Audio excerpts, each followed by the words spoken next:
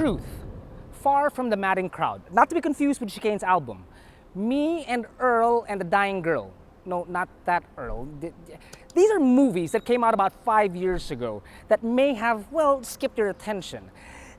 Suffice to say that they weren't really blockbusters, which is why they skipped your attention. But that's not to say that they weren't actually great movies. However it is you want to pronounce its name, this vehicle made its debut 5 years ago. But unlike those movies I just mentioned, this received a refresher just last year.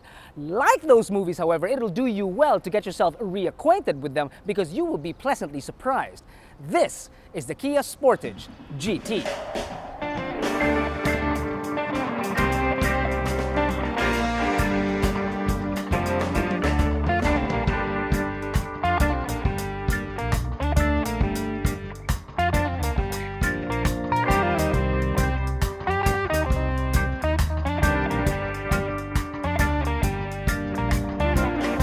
The Tiger Nose grille, yes, pretty standard, but everything else really, well, it's like mercury that's slowly being drawn to the center and then, unlike mercury, forms into a solid, yet still retaining a very fluidic shape.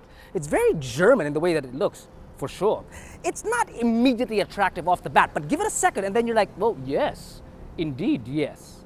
Now up front, you've got LEDs up the wazoo. Headlamps, DRLs, very unique fog lamps. All in all, if you count them, that's a total of 34 LED lights up front. The brilliance of this compact crossover is the engine, which is a 2-liter 4-cylinder turbo diesel mated to an 8-speed automatic transmission that produces 182 horses and 400 Nm of torque that is able to propel this 3,500-pound vehicle to 100 km per hour in just 10 seconds. But more importantly, it does so with a whisper. It's amazing. Now, fuel economy figures, well, in the city, when you're watching your nails grow, it does a little shy of 9 kilometers per liter. Better on a Sunday when it passes 15 kilometers per liter. Now, power to weight ratio, I would have expected a little bit more, but I don't have any major complaints because on the highway, it does produce, or rather sail, past 20 kilometers per liter. The wheel wells its compact stance, and the fact that it's sitting on 172 millimeters of ground clearance give it a sort of soft rotor output. But the 19-inch rims with 45 series tires will make you think otherwise and treat it more like an on-roader, yet still capable of Manila's notorious roads even during rainy season. You can't miss the massive rear windows at the back, nor can you the roof rails, the repeaters on the side mirrors, and disc brakes all around. It's a Porsche, it's an Audi. Nope, oh, it's a butterfly. Hey! Hey! Nope, it's a Kia. A pretty good looking one too. Now at the back you've got twins. Yes, tail lamps, yeah, given. But you've also got twin exhausts and twin reverse lamps found down below, where the fog lamps would be, but this time they're reverse lights. And I think on a car of this height, it's actually very perfect because anyone, and I do mean anyone, that has ever driven at night and tried to park at Times Beach Street in Davao or Tomas Saco Street in Cagayan de Oro or any street in Cebu City for that matter knows that these guys are irreplaceable. The no-lip bed is a beautiful thing, so is too the almost 500 liters of space, which almost triples when you fold the row and 86 the tonneau. I'm serious about these lights, man. Ask anybody. The bolsters for the rear seats are a bit narrow, but nowhere near compromise the level of comfort that you get back here.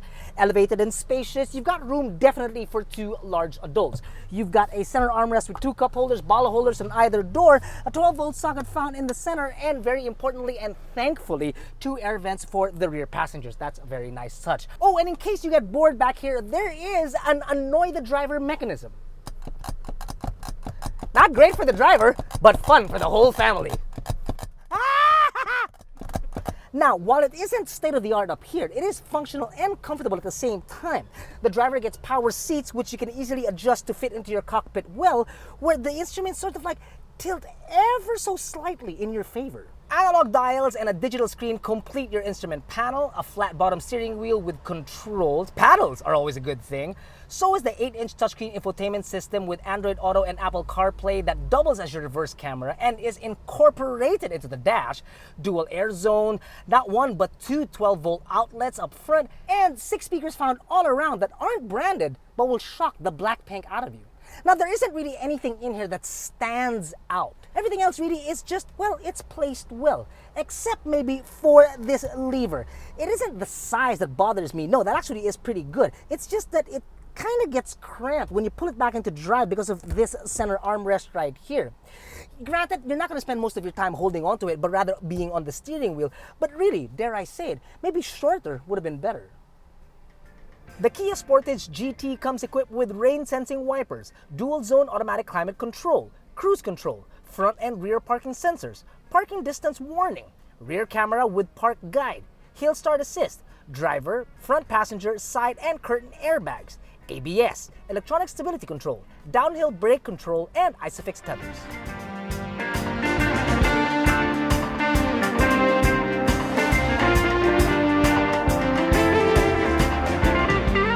Punch the accelerator and it will return it in kind in the form of, oh man, that feels good, whether you're standing still or at speed. It is, after all, a turbo diesel with 400 Newton meters of torque. The transmission is actually pretty darn good. It's very seamless whether you're at high or low speeds. Now granted, this is a CASA-maintained car, but it does have 10,000 kilometers already on it. And really, apart from Earl, there are no jerks inside this car. Now, while you're trotting along at much lower speeds, whether you're inside the city or stuck in God knows what traffic already that's building up in Metro Manila, the A-pillars might be a bother, and the somewhat elevated hood, yeah, that might pose a challenge. But luckily, the steering is actually very light, so you'll get over those factors pretty quickly. Inevitably, when you're stuck in traffic, as you eventually will inside Metro Manila, the A-pillars might be a bit of a problem, and so will the elevated hood. It will take some time to get over these things, but it's really not going to be a problem simply because the steering wheel is so light. So maneuvering around the city inside this automobile, yeah, not really a problem. Oh, come on, guys, let's move! If you're unfamiliar with a car, I can't blame you if every once in a while you take a look at your tachometer to try and figure out where the red line is to see if this thing's a gasoline or a diesel engine, because it's absolutely quiet. It's almost as quiet as when you ask your wife what's wrong. Then silence. Even though it's got 45 series tires, it's still very quiet and comfortable here inside the cabin. And it wants to just keep going and eat kilometer after kilometer of road. And if you let it, it really will do a great job at it. You may think it's a locomotive because of its diesel engine, but I gotta warn you, it does not corner like it's on rails. Simply because the all-wheel drive system, well, yeah, that was left behind in the previous generation. And that, I think, might be the only hindrance why this thing isn't a blockbuster. But leave it to K-drama or K-pop drama or however it is that you want to call it to give it sort of like a sweet ending.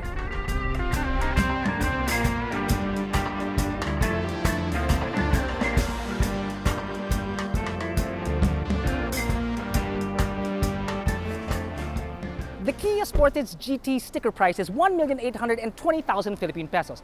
Now, it's not the most equipped in its class or category, but it is one of, if not the most affordable compact crossover diesels available in our country. Now, it may not win an Oscar, may not even deserve it, but I wouldn't be surprised if it had a cult following. I'm a fan.